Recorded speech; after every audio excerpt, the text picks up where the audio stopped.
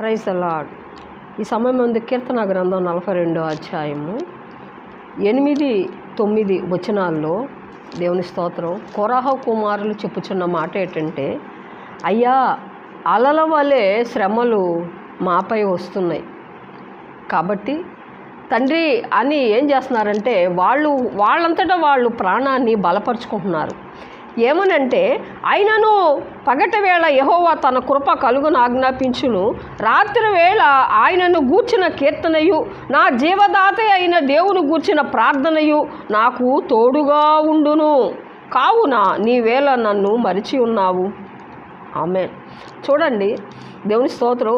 నేను భయపడను, అలల వలె శ్రమ నాకు వచ్చినా నేను భయపడను. ఎందుకంటే దేవుని స్తోత్రం, రాత్రి వేళ యెహోవాను గూర్చిన కీర్తియు నా జీవదాత అయిన దేవుని గూర్చిన ప్రార్థన నాకు తోడుగా ఉంది.